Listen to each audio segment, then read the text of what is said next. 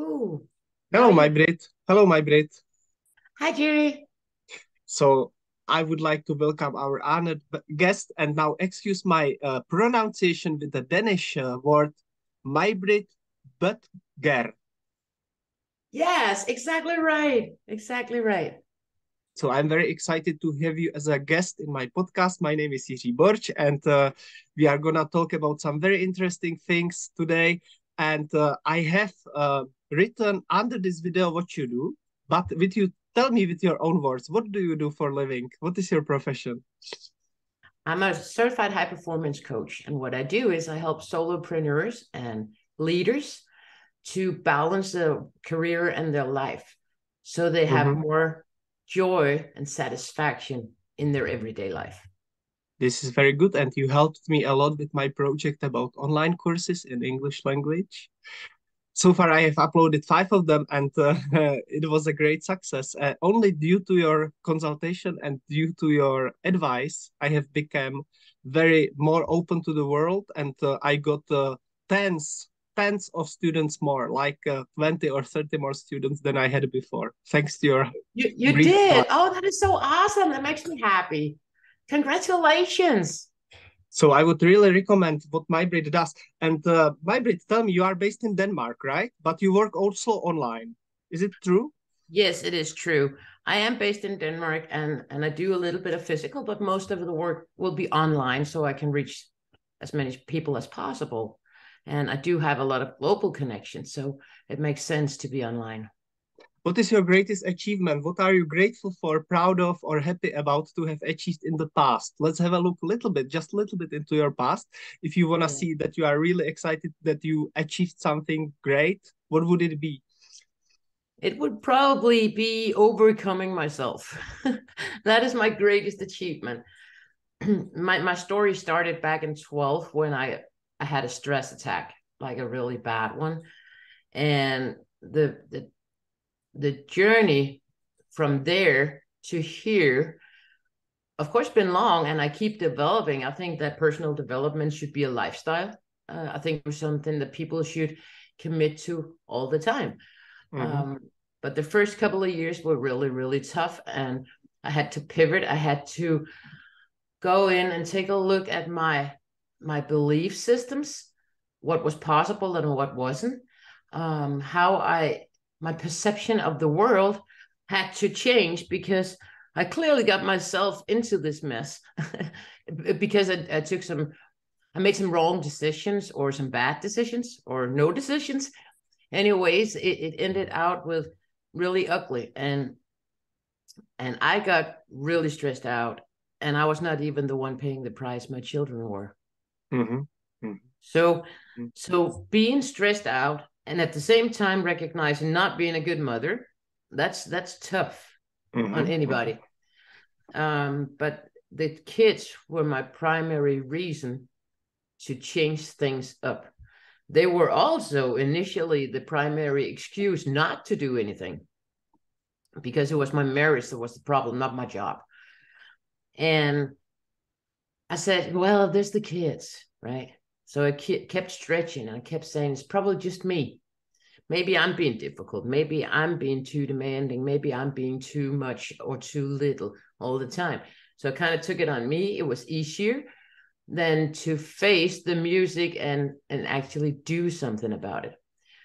So I had to go all the way out there where I could barely function and watching my kids paying the price for it before I had the courage to do something. So later in life, when looking back, when you're right in the middle of all this mess, you don't see all that clearly. But when you go to get to the other side of things and you look back, you can see where you kind of went wrong. So looking back, I learned a lesson that I should listen to my integrity, my inner values. So if my instinct tells me something is off, it is, and I should pay attention to that and make sure that I don't stretch so far to serve others that I break because then I won't be able to serve anybody. So probably going through that transformation and getting to the point where I am today is my greatest achievement. Thank you for your words and for this sharing. I took some notes as well because there were some great ideas inside. And Majbrit, tell me, I would like to dig a little bit deeper into the present moment. What projects are, and also to get to know a little bit more about your work currently. So what projects are you working on currently at this moment? Tell me, please. Okay, that's a long list. Right now, I'm launching a new blog, and I'm writing a book right now. So hopefully it'll be released by December 31st. Praying.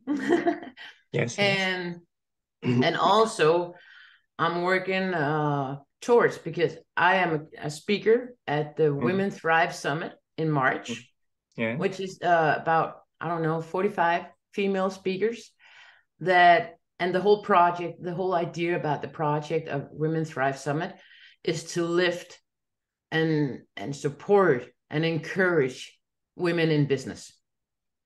So there are about 45 speakers, and the summit is, I think, 4 or 5 days. And we'll each get a slot in there to speak and try to help people and encourage them.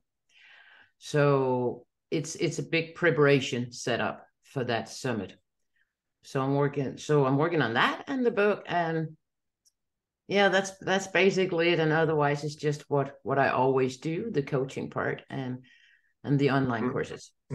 Yes, thank you very much.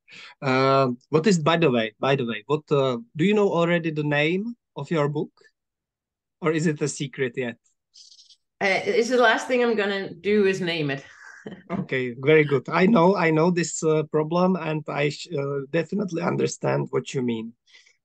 I figure once all the content is done, we will have a name of the book that will make sense and be in line with the actual content. Perfect. Majbrit, you have partly answered my next question about the future plans.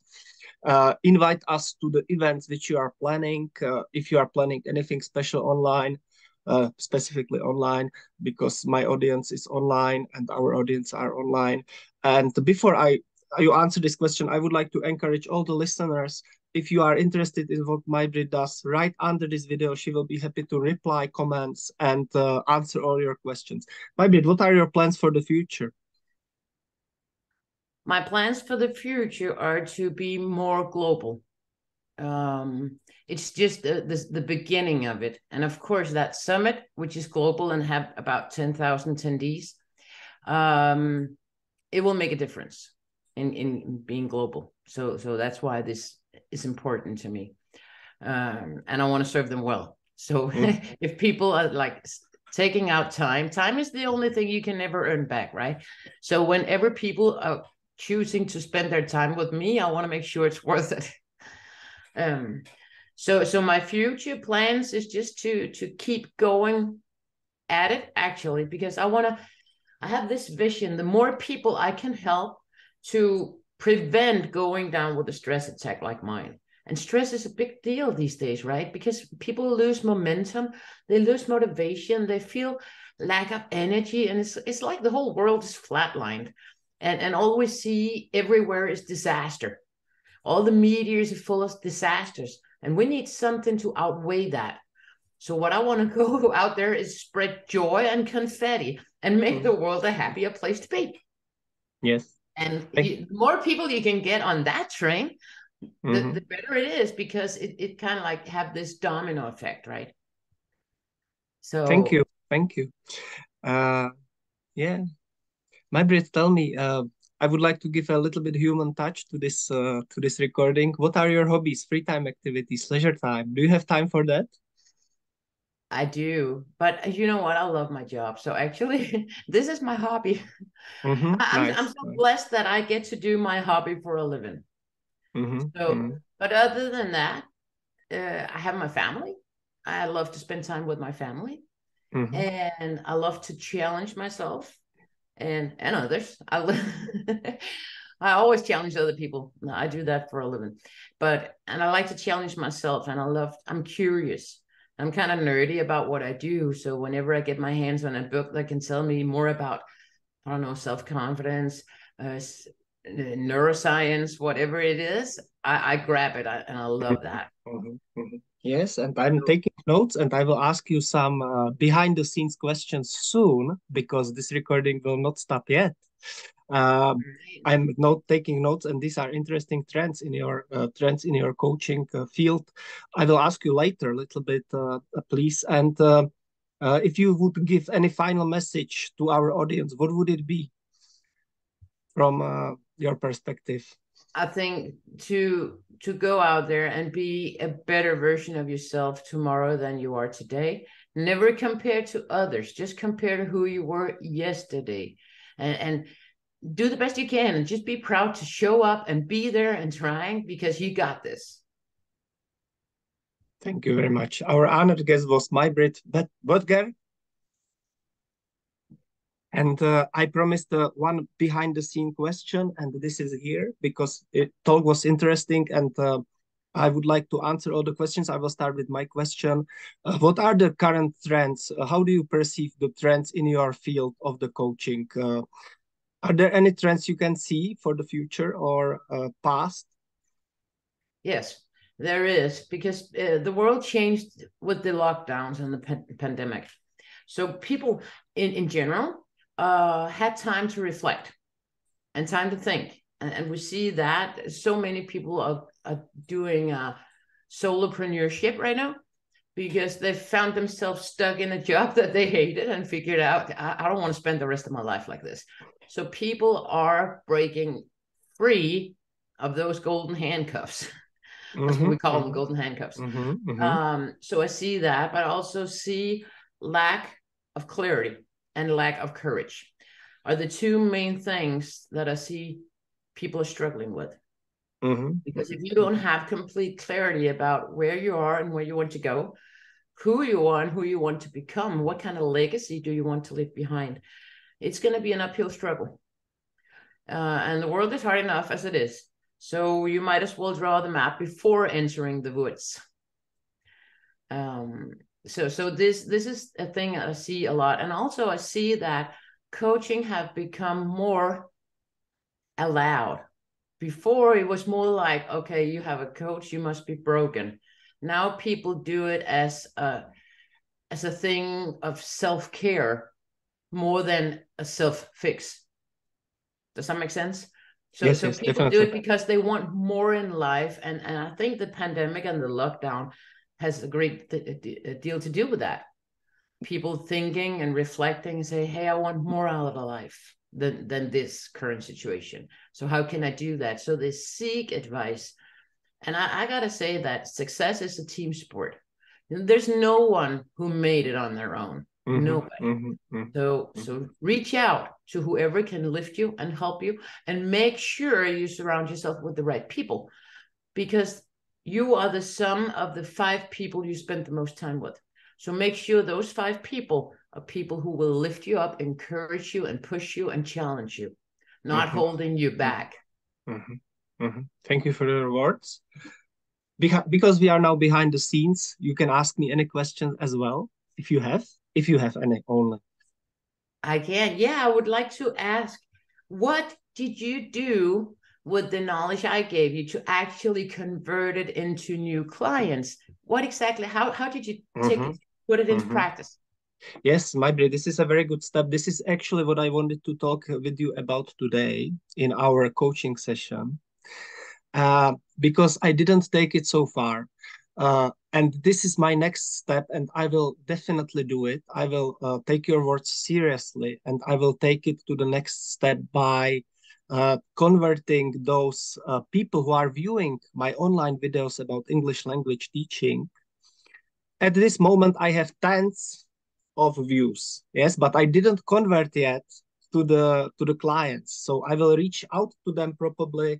I will accept your consultation. I will accept your advice. I will reach to them, and I will try to convert them into my students.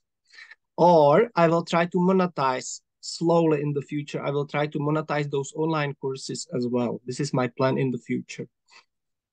Okay, cool. But how do you want to grab them? How do you want to grab their attention in the first place? So they get to listen to your podcast and get to know you. Yes, it's a good question. It's a good question. I would like to not give up. After we finish the speaking, I will make a six episode of my podcast, which is concerned with language for entrepreneurs, English language for entrepreneurs and business people, beginners.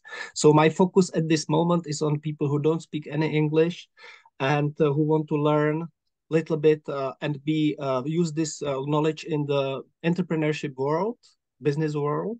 So these are my clients, and I would like to, maybe I can pick up the phone and see who is viewing my videos. Just pick up the phone, try to call them or write an email to them and say, hey, do you like my courses? Would you like to know more? Would you like one private 15-minute consultation? Something like that. What do you think? Is it a good idea? Yeah, it's a good idea. You need to be proactive, especially in the beginning. So do that, but you also need to have a flow that generate new leads into you. And I just we're just launching on Sunday our Sunday success letter, and it's going to come out every Sunday. It's free, so anybody can join, and you can see them on my blog post. If you go to my blog, you will see all the articles there as well. But if you don't want to have the trouble of going into my website and finding the blog post and finding the newest article, you can just sign up for the Sunday success letter, and it will get straight to your inbox. And this is a good way to grab people's attention, because they want to know, right? They want to be educated. So, and they go in there for free. And once they go in there and they read the article, at the bottom of the article, there's 3 ways I can help them. So if they did not sign up for my newsletter, there's a link for that. Say, hey, you went to my blog, you read the article. 3 ways I can help you. One is you can sign up for my Sunday success letter. The second one is you can buy my online course. It's called Smiles. And you can buy, you got that, right? So you can buy that for 150 euros. Or you can ask for one-on-one time with me. So these are the 3 levels of help I can offer them. So it kind of like they have an option, right? Maybe they don't want it. They just want to read the articles, and that's fine. That's just fine. But if they do want more, now they have places to go. And that's important, because otherwise they just get stranded there and they go like, yeah, but now what?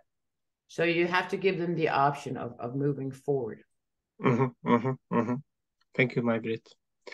What I will do, I will put the viewers may be able to hear you, this podcast, on YouTube, and later after 1 month, today on YouTube, immediately.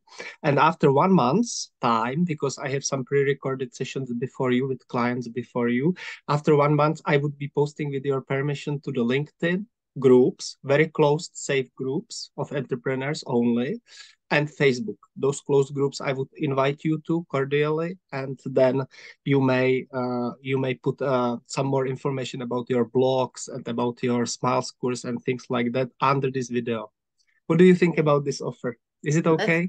That's a really good idea. Then we can just send them a link to the blog. It's free for them to join. So I think it's a good idea. I think it's a really good idea. So thank you for being here today, and I wish you from Czech Republic to Denmark warm regards.